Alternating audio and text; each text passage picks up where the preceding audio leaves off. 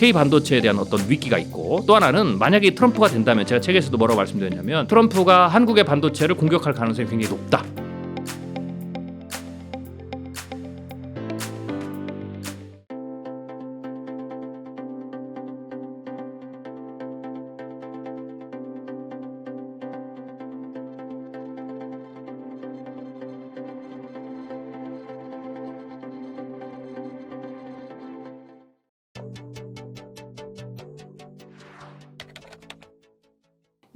뭐 언론상에서 다 설명한 것처럼 뭐 제가 뭐 크게 코멘트를 안 달아도 바이든이 굉장히 큰 손실을 봤죠. 네, 처음에 토론을 준비할 때는 민주당이나 바이든 본인조차도 본인이 그렇게 참패를 하리라 이렇게 생각하지 않았죠. 네, 근데 이제 트럼프의 리스크가 있고 바이든의 리스크가 있는데, 지금까지는 토론 전까지는 트럼프의 리스크가 굉장히 많이 부각이 됐는데, 이번 토론을 기점으로 바이든의 리스크, 고령이죠. 그리고 인지 능력에 대한 어떤 그 의구심, 이런 부분들이 훨씬 더 부각됐고요. 아마 트럼프가 남은 한 4개월 동안 그 부분들을 집중적으로 아마 공략할 것 같고요. 바이든이 중도 하차되는 것은 트럼프에게 좋지 않습니다. 어쩌든지 바이든을 끌고 가는 게 트럼프 입장에서는 좋게 되고요. 결국은 대선이 되면 미국은 뭐 미국뿐만 아니라 지금 전 세계가 그렇거든요. 보수와 진보 쪽 혹은 우와 좌가 콘크리트 지지층입니다. 전부 다. 이분들은, 이 진영들은 내가 지지하는 후보가 뭐 어떤 문제를 일으켜도 상관없습니다. 그러면 이제 선거 당락은 그래서 중도층이 결정을 하죠. 지금 미국의 어떤 아직 내가 누구를 찍을지 어떤 결정하지 못했다라고 하는 층이 지난 대선에서는 바이든이 승리할 때는 4%밖에 안 됐거든요. 선거 전에. 지금 10%로 늘었습니다. 왜냐하면 양쪽에 대한 비호감이 지금 높다라는 거죠. 이 층이 당락을 결정할 건데, 이들이 보기에 결국은 두 가지의 커다란 문제에서 어떤 덜 안 좋은 걸 선택했냐라고 했을 때는 그래도 대통령이라는 그런 어떤 그 자리 때문에 바이든이 불리하겠죠. 네, 그래서 현재 상황으로 가면 바이든이 중도 탈락을 하지 않고 사퇴하지 않으면 트럼프가 이길 승률이 상당히 높아졌다라고 보는 거고요. 또 하나는 제가 이제 흥미로운 이제 신호 하나를 이제 미국 대선이 있을 때마다 얘기를 하거든요. 거의 100%의 확률입니다. 거의 100%의 확률인데, 그건 뭐냐면 지난 1980년대부터 최근까지 미국의 대선을 분석해 보면 경기 침체가 대선 전에 오면 재선에 실패합니다. 그리고 경기 침체가 운 좋게도 대선 끝난 이후부터 시작이 되면 재선에 성공을 합니다. 그래서 경기 침체가 이번 11월 대선 전에 오느냐 후에 오느냐, 특히 미국의 중산층이 이건 경기 침체가 분명히 맞다라고 하는 그런 어떤 부분들이 중산층이 11월 전에 느끼느냐 후에 느끼느냐가 결정적입니다. 이거는 거의 100%의 확률로 지난 80년대부터 현재까지 대선을 전부 다 맞췄습니다. 그래서 바이든이 만약 경기 침체까지 11월 전에 중산층이 이건 경기 침체가 분명하다라고까지 맞으면 거의 트럼프가 될 확률이 거의 99%까지 될 수도 있죠. 현재 상황을 보면. 네, 그래서 물론 이제 정치는 아직도 4개월 남았으니까 생물이죠. 또 중산층이 느끼기에 뭐 운 좋게 경기 침체를 11월 전에 못 느낀다. 끝나고 뭐 12월에 느낀다. 뭐 이러면 이제 바이든에게 운이 있는 거죠. 그래서 바이든이 한 번 더 해볼 수는 있겠지만, 제가 이제 뭐 개인이나 기업에 국가에게 조언을 드리는 것은, 저는 사실 올해 초부터 작년부터 트럼프가 대선에 승리할 가능성에 대해서 준비를 하셔야 된다, 본격적으로. 왜냐하면 굉장히 커다란 변화들이 오거든요. 그렇게 말씀드렸는데 지금이라도 그 시나리오를 준비하시는 게 좋습니다. 네, 일단 미국 대선 이후에 호황이 왔다. 이건 아까 말씀드린 대로 그거는 호황 왔을 확률이 높았겠죠.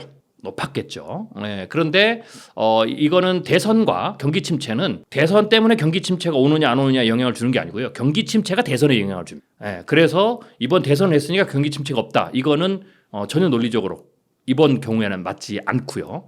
그다음에 트럼프가 지금은 금리를 내리지 말라고 하죠. 왜냐하면 내리면 일시적으로, 왜냐하면 아까 말씀드렸지만 금리를 내린 이후에 사실 곧바로 경기 침체가 오지 않거든요. 조금 더 기간이 좀 필요하죠. 그렇게 봤을 때 오히려 그 타이밍에는 오히려 많은 사람들이 조금 긍정적으로 좋은 어떤 필링을 느끼게 돼요. 그러니까 이제 트럼프가 그건 이제 불리하죠.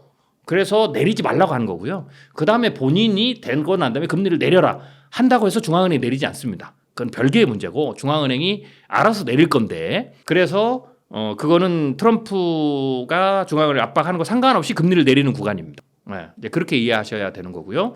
그리고 오히려 경기 침체를 겪고 난 이후에 한 1년 정도 만약에 겪으면 트럼프 행정부 일기에 2, 3, 4년이 경기 호황기 구간입니다. 자연적으로. 트럼프가 잘하든 상관없이. 제가 이렇게 말씀드리는데요.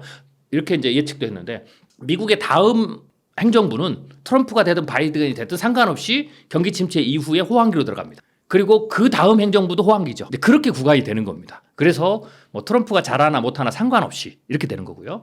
물론 트럼프는 법인세를 내리는 게 조금 더 민주당과 차이점입니다. 그래서 법인세를 내리겠죠. 그래서 경기 침체를 지난 이후에 경기 침체 오히려 거꾸로 오면 법인세를 내리는데 명분을 또 얻겠죠. 그렇게 여러분들이 해석하시는 것이 조금 더 객관적인 해석이다. 음모론 가지 마시고요. 만약에 노랜드로 가면 무슨 문제가 생기냐면 아까도 제가 말씀드렸지만 이전 제가 방송에도 말씀드렸지만 경기 호황기가 10몇 년, 16, 7년입니다. 그러면 어쩌면 다음번 대선 때 공화당 주자가 이제 누가 나올지 모르겠지만 그때 닷컴 버블처럼 오면 그냥 정권 바로 교체입니다. 그래서 그거는 트럼프 혹은 공화당에게도 좋지 않은 시나리오입니다. 그리고 미국 정부가 이 큰 패턴 어떤 미시적인 부분에서는 영향을 주고 약간의 딜레이는 줄 수 있지만 근본적인 패턴을 바꾸는 것은 어렵습니다. 그래서 그렇게 조금 정리하시는 것이 조금 더 낫다. 이렇게 보시면 되겠습니다. 일단 이렇게 보셔야 되는데요. 일단 기준금리가 높잖아요. 기준금리가 높기 때문에 미국으로 자본이 쏠립니다. 그리고 지금 전 세계 어떤 분들은 그렇게 분석도 하는데 전 세계의 자본이 3분의 1이 지금 이미 미국으로 들어갔다. 라기 때문에 그런 측면으로 봐서 기준금리 인상 국면으로 보면 지금 한국이 원달러가 높은 게 정상적입니다. 제가 보기에는 정상적이고요. 물론 이제 평균치가 제가 보기에는 한 10원, 한 100원 정도? 좀 더 이전보다는 높습니다. 그 이유는 이제 반도체가 잘 나가고 있지만 사실은 우리나라 기업이 HBM에서만 조금 요 근래 이제 두각을 냈고 그것도 우리나라 두 개 거대한 반도체 기업 중에서 한쪽으로만 쏠려 있죠. 그리고 이제 다른 한쪽 기업은 그런 부분에서 어떤 그 타이밍상 조금 늦은 상황. 그리고 정확히 얘기하면 매출 자체는 지난 한 10년 동안 계속 늘었어요. 왜냐하면 반도체 시장이 커졌으니까.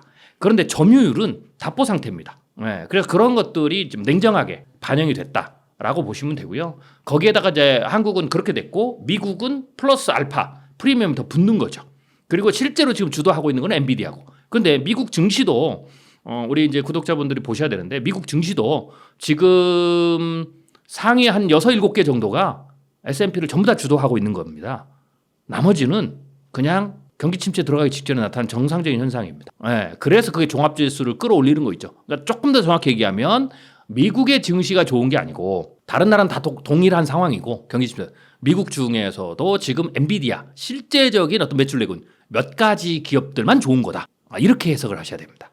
그렇게 봤을 때는 지금 한국의 증시 움직임 물론 외국인들은 들어갔다 나갔다 하죠. 그건 당연한 거니까요. 그래서 외국인이 얼마 몇 조가 빠졌다 그래서 요새 다시 들어온다.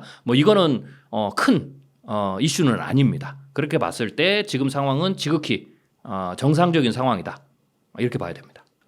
일단은 제가 이제 초두에도 말씀드렸지만 지금 자체는 심각하게 매출이 하향되거나 점유율이 막 심각하게 떨어지는 않습니다. 문제는 점유율을 더 늘리지 못하고 답보 상태에 있다. 이렇게 봐야 되고요. 단 시장 자체가 커졌기 때문에 점유율을 그대로 유지하더라도 매출이 커지니까 이게 지금 착시 현상을 만들고 있는 거죠. 잘 나가는 것처럼. 그러니까 당연히 매출이 커지니까 반도체 수출에 대한 무역 수지 흑자 이런 부분들이 당연히 나타나는 거죠. 근데 이제 그거는 사실 엄밀히 상대적으로 보면 그다지 획기적인 성장 이걸 얘기하고 있는 건 아니다. 일단 그렇게 정리하시는 게 좋고요. 이런 상황에서 추가적인 경쟁력을 확보하지 못하고 있는 상황에서 경쟁력을 잃지는 않았지만 지금 반도체 시장 자체에서 미래 산업, 4차 산업과 관련된 그런 어떤 산업 전체 생태계가 변화되면서 반도체의 방향 자체가 바뀌고 있다. 이제 이렇게 봐야 됩니다. 그런 측면에서 K 반도체에 대한 어떤 위기가 있고 또 하나는 만약에 트럼프가 된다면 제가 책에서도 뭐라고 말씀드렸냐면 트럼프가 한국의 반도체를 공격할 가능성이 굉장히 높다.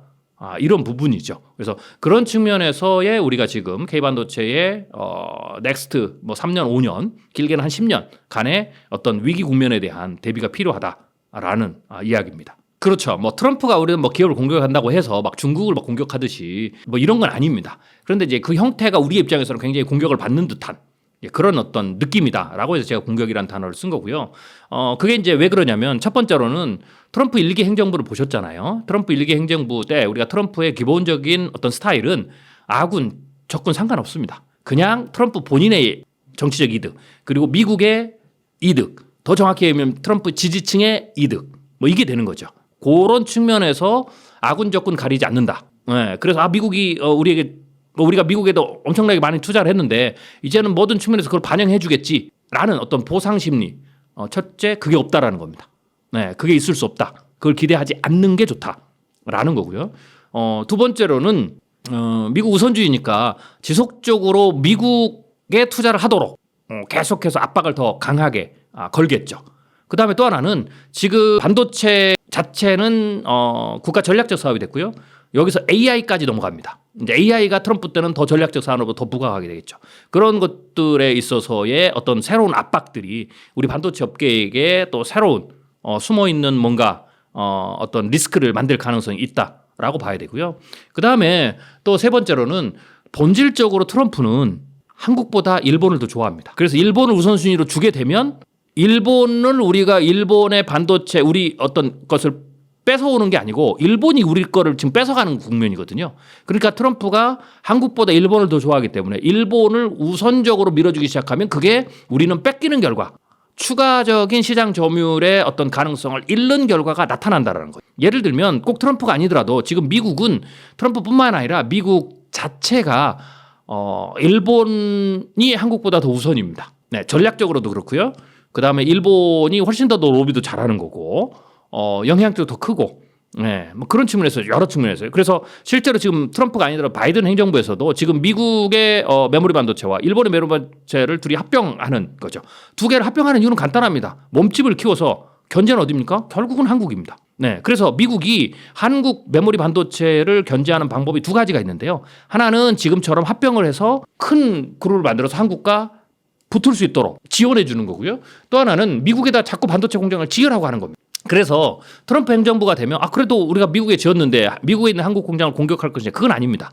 미국은요, 우리는 거기다 지었지만 미국은 거기다 지으면 자기네 거라고 생각합니다. 네, 우리는 우리나라 기업인데 미국은 자기 거라고 생각합니다. 그래서 그거 공격 안 합니다. 거꾸로 뭘 공격하냐, 미국 밖에서 생산되는, 예를 들면 우리 한국에 있는 이 반도체 클러스터라든지 이런 데 생산되는 반도체라든지 이런 부분에 있어서는 불이익을 당할 가능성이 있다는 거죠. 우선권에서 밀려날 가능성이 있다라는 거죠. 심지어는 어떤 꼬투리를 잡을 수도 있는 그런 상황인 거죠. 예, 실제로 우리가 이제 잘 아시는 대로 미국이 지금 이제 한국에뿐만 아니라 대만도 그렇고 이제 미국 본토에다가 반도체 공장을 지으라고 했잖아요. 그리고 미국의 인텔이나 이런 데에서 반도체 지원법을 만들어 가지고 어마어마한 투자를 하잖아요. 그런데 이 반도체 지원법을 뒤에서 배후 조종한 그룹이 있습니다. 여기가 미국의 반도체 협회입니다. 반도체 협회는 트럼프 1기 행정부 때부터 어떤 것을 줄곧 이야기를 했냐면, 첫 번째로는 메모리 반도체에서 미국이 절대적으로 밀린다. 네, 두 번째로 첨단 공정에서 한국과 대만이 턱 밑까지 쫓아온다. 그리고 세 번째로는 전체 반도체 생산에서 80%가 아시아 지역이다. 이걸 줄곧 주장했어요. 그러면서 미국의 반도체에 대한 하이어키를 다시 세워야 된다. 반도체 제조를 다시 해야 된다. 미국 반도체를 지원해야 된다. 이런 것들을 이제 주장했습니다. 그리고 그걸 명분으로 뭘 했냐면, 하나는 지정학적 어떤 그 리스크, 지정학적 불확실성이 굉장히 아시아 부분에서 높다. 그리고 반도체는 미국의 안보와 직결돼 있다. 이 두 가지 명분을 밀면서 트럼프 행정부 때부터 계속해서 이 협회들이 로비를 많이 했어요. 의회나 혹은 행정부나. 그래서 결국은 반도체법이 제정이 됐습니다. 네. 그래서 그 반도체법에서 최고의 수혜도 역시 그 반도체협회를 전체로 이끌고 가고 있는, 혹은 반도체법에 대해서 줄곧 가장 앞에 주장했던 인텔이 거의 대부분을 가져갔습니다. 반도체협회는 첫 번째 어떤 목표를 이루었죠. 두 번째 목표가 뭐냐면 여기서 끝나지 않습니다. 두 번째 목표는 대만과 한국에 대한 반도체에 대한 역량을 최소화시키는 겁니다. 그렇기 때문에 이 부분도 이제 트럼프 행정부가 들어가면 또다시 계속해서 반도체협회에서 작업을 할 가능성이 높죠. 그러니까 그런 측면들을 바이든보다는 트럼프가 더 받아줄 가능성이 높다라는 거. 그러니까 그렇게 봤을 때 이제 리스크가 있는 거죠. 또 하나는 뭐 전문가분들은 많이 아시는데, 현재의 반도체, 그러니까 하나는 산업의 패러다임이고요. 또 하나는 현재의 반도체의 어떤 공정들, 제조 과정, 뭐 이런 부분들이 이제 실리콘 베이스잖아요. 이게 앞으로 10년 안에 거의 한계에 도달할 것이다. 소재든 공정이든 혹은 나노 경쟁이든 이게 이미 나와요. 그래서 10년 이후에는 완전히 새로운 형태의 반도체 소재, 공정 뭐 이런 것들이 나와야 된다라고 얘기하죠. 그래서 이런 부분들도 우리 반도체 산업 자체 내에서도 어떤 변화가 필요한 상황들이 점점 몰려오는 거죠. 그래서 이런 모든 것들이 겹쳐 있다. 이렇게 봐야 되는 겁니다. 그런 측면에서 한국의 반도체가 지금 당장은 뭐 큰 리스크라고는 아니지만 지금부터 진짜 새로운 경쟁이 벌어질 수 있다. 이렇게 봐야 됩니다. 당장은 아니겠죠. 그런데 그게 1년, 2년, 3년 쌓이면 전 충분히 가능하리라고 봅니다. 미국의 경쟁력을, 미국의 기술력을 우리가 좀 얕봐서는 안 됩니다. 반도체를 만든 나라가 미국입니다. 그래서 미국의 기술력을 얕보면 안 되고요. 미국이 자체 기술력만이 아니라 반도체 공장들을 대만이든 한국이든 일본이든 뭐 이렇게 다 투자를 하게 되면 기술에 대한 뒤에서 기술에 대한 정보 뭐 이런 것들도 얼마든지 가져갈 수 있는 그런 조건들이 다 형성돼 있는 겁니다.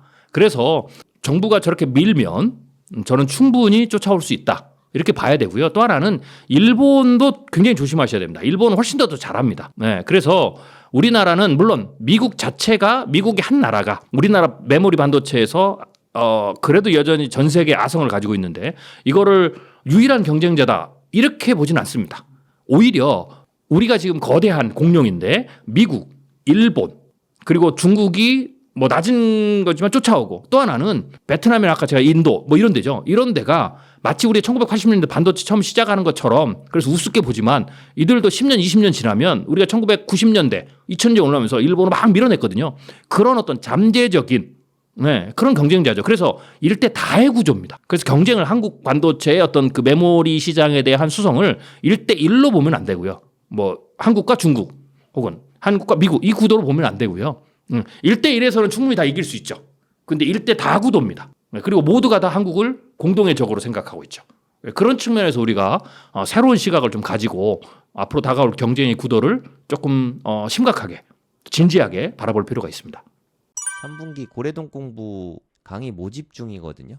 네이버에 고래동 공부 치면 저희 홈페이지가 있어요. 여기서 7, 8, 9월 고래동 공부 3개월 동안 같이 하는 프로그램인데 심정석 소장님 보너스 강의가 추가가 됐습니다. 저희는 정말 많은 걸 다루거든요. 물론 코인도 강의하죠.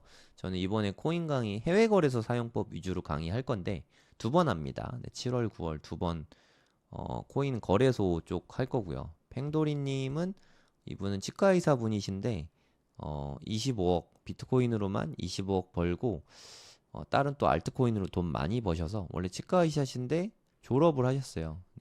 파이어족이시죠.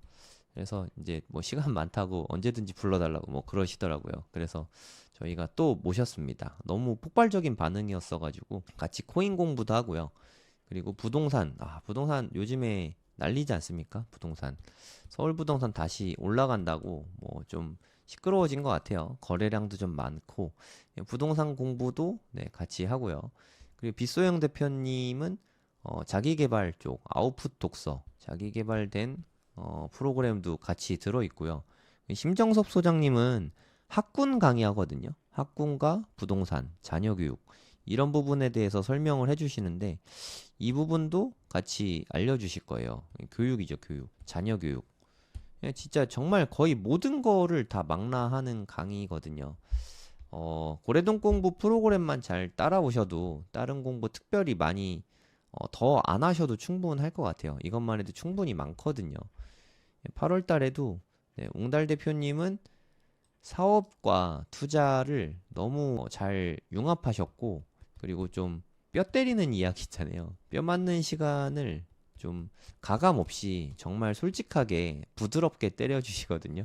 그래서 웅달님 강의를 들으면은 무언가 되게 하고 싶은 게 많아집니다. 정말 또 기대되는 강의예요. 8월 달에 하시는데 너무너무 기대가 됩니다. 그리고 요즘에 주식 쪽은 AI가 난리잖아요. AI 요즘에 저 이효석 대표님 컨텐츠 되게 많이 보고 있는데 와 저보다 더 부지런하시더라고요. 그러니까 진짜 이분은 거의 안 주무시는 것 같아요. 뭐 진짜 대단하십니다. 컨텐츠도 되게 많이 만드시고 또 저는 양은 많이 하지만 사실 뭐 질이 엄청 뛰어나다라고 말씀드릴 수가 좀 그러긴 좀 부끄러운데 이호석 대표님은 양도 많은데 질도 되게 좋더라고요. 그 인사이트를 직접적으로 배울 수 있는 시간이죠. 다 줌으로 실시간 강의하거든요. 이럴 때가 아니면 네, 제가 또 언제 이호석 대표님을 만나서 이렇게 질의응답할 시간이 있겠습니까? 여러분들도 고래동 공부 오시면 같이 이야기 나눌 수 있습니다. 그리고 일반 직장인이신데 비트코인 투자로 네, 부를 많이 이루셨죠. 네, 호필님도 오십니다. 원래 이분은 공기업 다니시는 직장인이세요, 직장인. 네, 지금도 직장 다니고 계십니다. 직장인 분들이 가장 좀 좋아하는 강의죠. 가장 현실적인 강의고, 보통 다른 분들은 사업이랑 같이 하니까 네, 현금이 원래 많아서 잘 됐을 수도 있잖아요. 근데 호필님은 직장인으로 정말 조금씩 조금씩 늘 모아가지고 그걸로 힘들게 처음에 1억 모아서 투자한 이야기도 들려주시고 했는데 정말 눈물 나는 투자 끝에 네, 지금 좀 성취를 많이 이루셨죠. 네, 그래서 앞으로 이제까지 해온 것과 앞으로 어떻게 해야 되는지 이런 부분들에 대해서 아주 상세하게 말씀해 주실 거예요. 네, 비 대표님이 또 독서 모임과 자기계발 쪽 이끌어 주실 거고요. 네, 그리고 우리 부동산 이야기 하잖아요. 네, 남이사님은 또 가장 현실적인 방법을 많이 제시해 주시죠. 예, 지난달에 보너스 특강으로 남이사님이 나와서 강의해 주셨는데 정말 열광의 도가니였어요. 예, 강의 자체도 너무 재밌고 현실적이고 그래서 이제는 진짜 현실적으로 부동산 투자를 어떻게 해야 되는지 가르쳐 주겠다 하면서 끝났거든요. 네, 그 후속편이 이제 9월 달에 남이사님이 강의를 해주십니다. 남이사님이 이런 얘기를 하시더라고요. 그러니까 내가 가진 현금이 현재 얼마든 상관이 없다. 네, 누구나 부동산 투자를 할 수 있다. 이 비법을 알려주신다니까 네, 저도 기대가 많이 됩니다. 기회 되시는 분들은 신청해 주시면 감사하겠습니다.